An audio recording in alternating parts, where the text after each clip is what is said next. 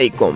এইমাত্র দিক পরিবর্তন করে প্রবল শক্তিশালী হয়ে বাংলাদেশের উপকূলের দিকে ধেয়ে আসছে ঘূর্ণিঝড় রেমাল। ৪৮ ঘন্টার মধ্যেই বঙ্গোপসাগরে তৈরি হচ্ছে নিম্নচাপ। আবহাওয়াবিদদের ধারণা, এই ঘূর্ণিঝড় আইলার মতো প্রবল শক্তি সঞ্চয় করতে পারে, এমনকি এটি সুপার সাইক্লোনের রূপ নিতে পারে। সম্ভবত ঘূর্ণিঝড় আগামী 25শে মে বাংলাদেশ ও পশ্চিমবঙ্গের উপকূলে আছড়ে পড়তে পারে। মুহূর্তেই লণ্ডভণ্ড হতে পারে দুই বাংলার একাধিক জেলা। এর জেরে ব্যাপক ক্ষয়ক্ষতির আশঙ্কা। ইতিমধ্যে ঘূর্ণিঝড় নিয়ে কি সতর্কতা জারি করল আবহাওয়া দপ্তর, বিস্তারিত জানতে হলে খবরটি অবশ্যই শেষ পর্যন্ত দেখতে থাকুন। আর সবার আগে সবার প্রথম সঠিক খবর জানতে আমাদের চ্যানেলটিকে সাবস্ক্রাইব করে রাখুন। এবার জেনে নিন এক নজরে। সময় যত যাচ্ছে ততই আতঙ্কিতর কারণ হয়ে দাঁড়িয়েছে ঘূর্ণিঝড় রেমাল। আশঙ্কা করা হচ্ছে আইলা এবং আমফানের মতো ক্ষতি করতে পারে রেমাল।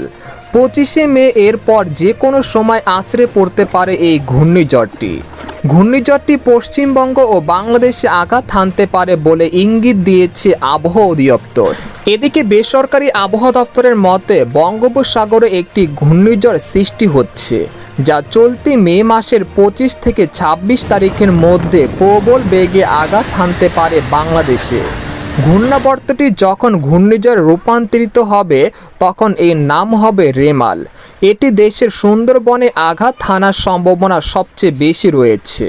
এদিকে বর্তমানে দক্ষিণ বঙ্গোপসাগরে তৈরি হয়েছে একটি সিস্টেম। পরবর্তীতে 22শে মে সুস্পষ্ট লঘুচাপে পরিণত হতে পারে এটি শুরুতে শক্তি বৃদ্ধি করে উত্তর পূর্ব দিকে অগ্রসর হলেও পরবর্তীতে উত্তর পশ্চিমমুখী হয়ে তার গতিপথ বজায় রাখতে পারে বলেও সম্ভাবনা রয়েছে।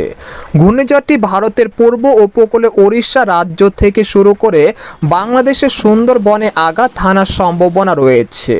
ধারণা করা হচ্ছে এটি ক্যাটাগরি 2 সাইক্লোনে পরিণত হওয়ার সম্ভাবনা খুবই কম এবং এর গতি থাকতে পারে ঘন্টায় 95 থেকে 145 কিলোমিটার বেগে। যদি এটি বাংলাদেশের পশ্চিমে সুন্দরবন উপকূলে আঘাত করে তবে খুলনা ও বরিশাল এর উপকূলবর্তী নিচু এলাকায় কয়েক ফুট জলোচ্ছ্বাসে দেখা দিতে পারে। এছাড়া প্রায় সারা দেশেই বৃষ্টিপাতের সম্ভাবনা তৈরি করতে পারে। তো এই ছিল ঘূর্ণিঝড় নিয়ে সংক্ষিপ্ত খবর। এই বিষয়ে আরও বিস্তারিত আসবে সামনের ভিডিওতে, সেই পর্যন্ত আমাদের সাথে থাকবেন।